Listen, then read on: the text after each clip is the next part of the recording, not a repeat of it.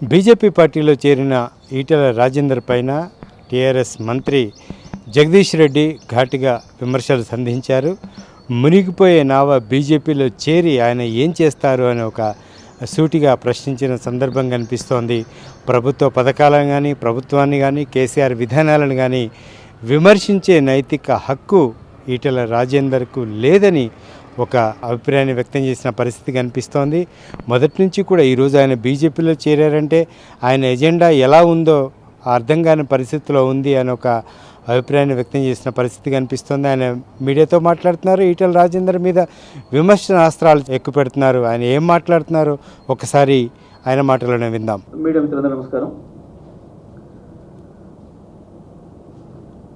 ఈరోజు ఈటెల రాజేందర్ గారు బీజేపీ పార్టీలో చేరడం అనేది ఏదైతుందో చాలా హాస్యాస్పదమైన విషయం. వారు ఇంతకాలం చెప్పిన మాటలకి ఇప్పుడు చేస్తున్న పనికి ఏమాత్రం పొందడం లేదనే విషయం స్పష్టంగా అర్థమవుతా ఉంది.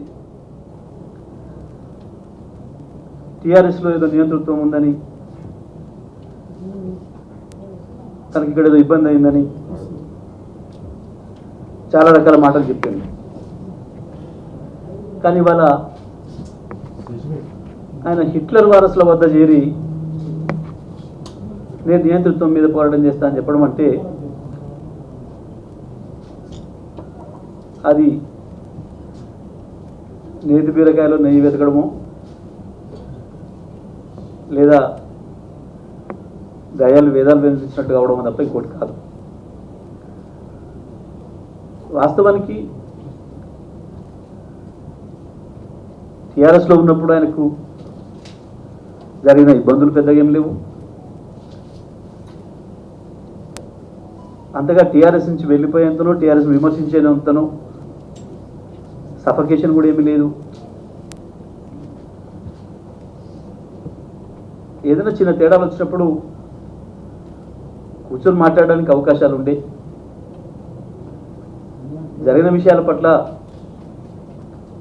ముఖ్యమంత్రి గారికి చెప్పుకోవడానికి రకరకాల పద్ధతులు ఉండే, సమస్యలు పరిష్కరించుకోవడానికి అవకాశాలు ఉండే. కానీ వాటిని వేటిని వినియోగించుకోకుండా ఆయన ముందే ప్రిపేర్ అయినట్టుగా స్పష్టంగా కనబడతా ఉంది మనకు. బీజేపీలో చేరడం ద్వారా ఏ రకంగా మరి ప్రజలకు న్యాయం చేస్తాడు, సమాజానికి న్యాయం చేస్తాడు, ఇంతకాలం తను చెప్పిన మాటలకి ఏ రకంగా పొంతన ఉంటుంది? ఇవాళ దేశ ప్రజలందరూ వ్యతిరేకిస్తున్న పార్టీ బీజేపీ పార్టీ. ఇవాళ ఈ సమస్య కొత్తగా సమస్యలు వచ్చినాయి ప్రజలకి అని అంటే ఓన్లీ అది బీజేపీ వల్ల, కేంద్ర ప్రభుత్వం వల్లనే వస్తూ ఉన్నాయి. ప్రత్యేకించి రైతాంగం పట్ల ఆ పార్టీ ప్రవర్తిస్తున్న తీరు, కేంద్ర ప్రభుత్వం ప్రవర్తిస్తున్న తీరు,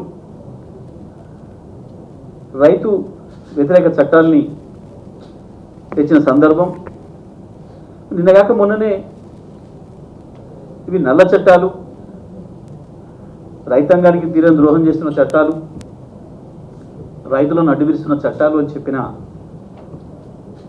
రాజేందర్ గారు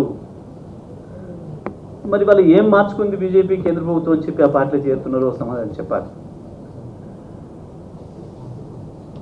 మొన్నటిదాకా 50 రూపాయలు ఉన్న డీజిల్ ధరను 100 రూపాయలు చేసింది, పెట్రోల్ ధరను 100 రూపాయలు చేసింది, గ్యాస్ ధరను 300 నుంచి 900 చేసింది కేంద్రంలో అధికారంలో ఉన్న బీజేపీ పార్టీ అని చెప్పి ప్రజలను నడ్డి విరుస్తూ ఉంది. పేద ప్రజలను దోచి పెద్దవాళ్ళకు పెడుతుంది అని చెప్పిన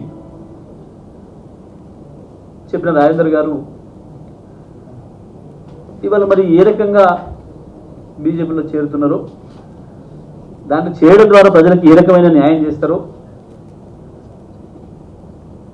తనని నమ్మి వెంట వెళ్తున్న నాయకులకు ఏ రకంగా న్యాయం చేస్తారో చెప్పాలి. రాజేందరే మునిగిపోయే పడవలు ఎక్కుతున్నాడు. ఇంకా ఆయన వెంబడి ఎవరు వద్ద కూడా మునిగిపోయి పడవలు చేరడం, మునిగిపోవడం, సముద్రంలో మునిగిపోవడం తప్ప ఇంకొకటి ఉండదు. సమాధానం చెప్పలేని ప్రశ్నలు చాలా వస్తాయి.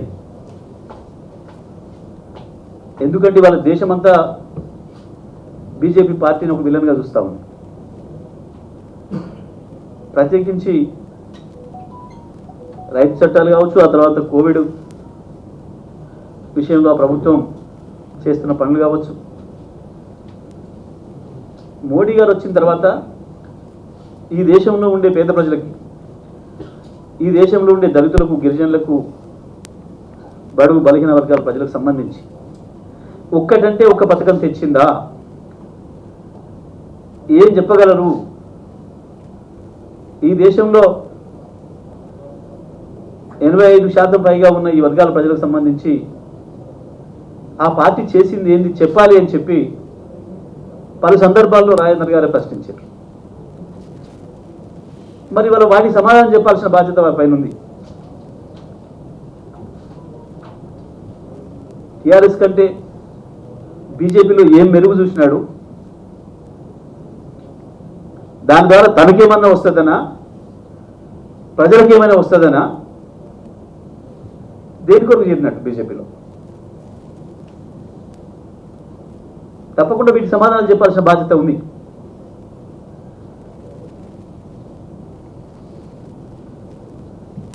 బీజేపీలో చేరడం ద్వారా తప్పకుండా తెలంగాణ ప్రజలకి, హుజూరాబాద్ నియోజకవర్గ ప్రజలకి ద్రోహం చేయడమే తప్ప ఇంకొకటి కాదు. ఎందుకంటే ప్రజలకు ద్రోహం చేస్తున్న పార్టీ బీజేపీ పార్టీ, ప్రజల్ని చీల్స్తున్న పార్టీ బీజేపీ పార్టీ, ప్రజల మధ్యన చిచ్చు పెడుతున్న పార్టీ బీజేపీ పార్టీ. ఇవన్నీ కూడా వారు చాలా సందర్భాల్లో, చాలా ఉపన్యాసాలు చెప్పిన మాటలు. అటువంటి పార్టీలో, ప్రజా వ్యతిరేకమైన పార్టీలో చేరడం, తను కూడా ఒక ప్రజా వ్యతిరేకిగా మారుతున్నా అని చెప్పడం తప్ప ఇంకొకటి కాదు.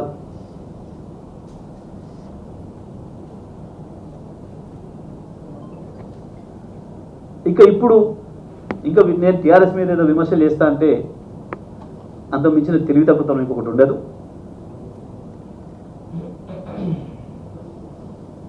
రాజకీయాలలో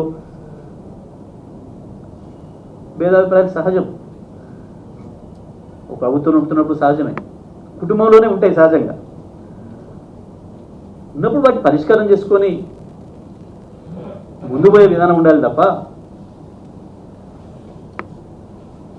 ఈ రకంగా చేయడం ద్వారా తనేదో పెద్ద నాయకుని అవుతాను అనుకుంటే అది తెలివి తక్కువతనం అవుతుంది. ప్రజలు, తెలంగాణ సమాజం కూడా ఒప్పుకోదు. ఇవాళ హుజూరాబాద్లో కూడా టీఆర్ఎస్ పార్టీ కార్యకర్తలు, నాయకులు అందరూ పూర్తిగా కేసీఆర్ గారి పైన విశ్వాసం ప్రకటిస్తూ ఉన్నారు. రాజేందర్ గారు చేసింది తప్పు అని చెప్పి స్పష్టంగా ముక్తఘటనతో చెప్తా ఉన్నారు. ప్రారంభంలో మేమేదో కొంత నమ్మినాం, కానీ ఇప్పుడు ఆయన బీజేపీలో చేరడంతోనే మాకు స్పష్టంగా అర్థమైంది వారికి ఏదో ప్రత్యేకమైన ఎజెండా ఉంది. అందుకే ఈ రకంగా బయటకు వచ్చినాడు అనే మాటను ఇవాళ ప్రతి కార్యకర్త కూడా చెప్తా ఉన్నారు. బీజేపీలో చేరిన రాజేందర్కు ఇంకా టీఆర్ఎస్ విమర్శించే అర్హత లేదు. కేసీఆర్ గారిని కానీ ఇతరులను కానీ ఒక మాట అనడానికి కూడా ఆయనకు అర్హత లేదనే విషయాన్ని కూడా మేము సందర్భంగా తెలియజేస్తా ఉన్నాం. రాజేందర్ చెప్పిన మాటలకి ఇప్పుడు చేస్తున్న పనికి పొంతన లేదనే విషయం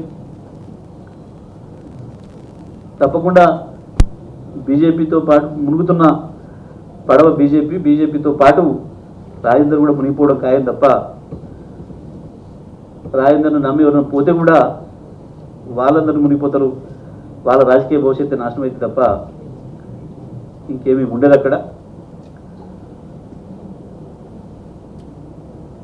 మరి వాళ్ళ టీఆర్ఎస్ కేసీఆర్ గారి నాయకత్వంలో నడుస్తున్న పార్టీగా, పార్టీ ప్రభుత్వంగా భారతదేశ చరిత్రలోనే ఇప్పటి వరకు ఎవరు అందించినటువంటి అద్భుతమైన పరిపాలనను అందిస్తూ ఉంది. కేవలం 7 సంవత్సరాల్లో 70 సంవత్సరాల్లో కూడా ఎవరు సాధించలేనటువంటి గొప్ప విజయాలని, అద్భుతమైన విజయాలని టీఆర్ఎస్ పార్టీ సాధించింది. వింటున్నాం.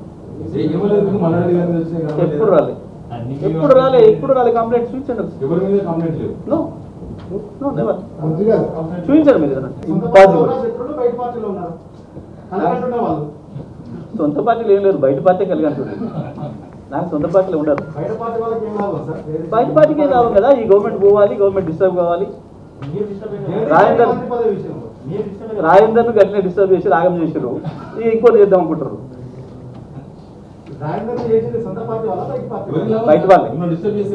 బయట వాళ్ళే సొంత పార్టీ ఎవరేమో చేయరు. బయట వాళ్ళే. ఇంకో పార్టీ ఎదురు చూసే పార్టీ, రాష్ట్రంలో అధికారం రావాలని ఎదురు చూసే పార్టీలు వేస్తాయి.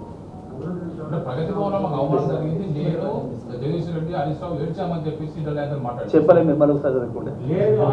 మళ్ళొక్కసారి చదవండి. మీరు మళ్ళొక్కసారి చదువుకోండి. చెప్పలేదు. మీరు మళ్ళొక్కసారి చదువుకోండి. లేదు, నేను మీకే చెప్తున్నా. మీరు మళ్ళొక్కసారి చూసుకోండి. సింపుల్. మీరు మళ్ళీ ఒక్కసారి చూసుకోండి. ఆయన అట్లా మీరు మళ్ళీ ఒకసారి చూసుకొని మళ్ళొకసారి ప్రెస్ మీట్ పెట్టండి. షూర్.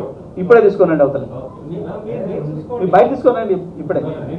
ఒక పక్క తెలంగాణలో బీజేపీని అధికారంలోకి తేవడమే కాకుండా దక్షిణాది రాష్ట్రాల్లో పార్టీ బలోపేతం కోసం కృషి చేస్తానని ఈటెల రాజేందర్ చెప్పిన సందర్భంలో అసలు దేశంలోనే బీజేపీ మునిగిపోయే నావ అని ఇటు టీఆర్ఎస్ పార్టీ నేత, టీఆర్ఎస్ పార్టీ మంత్రి జగదీష్ రెడ్డి చెప్పుకొస్తున్న పరిస్థితి కనిపిస్తోంది. బీజేపీలో చేరడం వల్ల ఆయనకు నష్టమే కానీ ఆయన ఇంకా భూస్థాపితం అవుతారు కానీ పైకొచ్చేది ఉండదు అని ఒక అభిప్రాయాన్ని వ్యక్తం చేసిన పరిస్థితి కనిపించింది. ఈ బీజేపీలో చేరిన నేపథ్యంలో అధికార టీఆర్ఎస్ పార్టీని కానీ, ముఖ్యమంత్రిని కానీ, ప్రభుత్వ విధానాలను కానీ, ప్రభుత్వం ప్రవేశపెడుతున్న సంక్షేమ పథకాలను కానీ విమర్శించే నైతిక హక్కు ఈటెల రాజేందర్కు లేదని స్పష్టంగా చెప్పిన పరిస్థితి కనిపిస్తోంది. సంక్షేమ పథకాలను ప్రవేశపెట్టిన సంగతి ఈటెల రాజేందర్కు తెలియదా అని మంత్రి జగదీష్ రెడ్డి సూటిగా ప్రశ్నించిన సందర్భం కూడా కనిపించింది. బీజేపీతో పాటు ఈటెల రాజేందర్ కూడా రాజకీయ ఉనికిని కోల్పోతారు, రాజకీయంగా భూస్థాపితం అవుతారనే ఒక అంశాన్ని చెప్పిన పరిస్థితి కూడా కనిపించింది. Camera person రాజాతో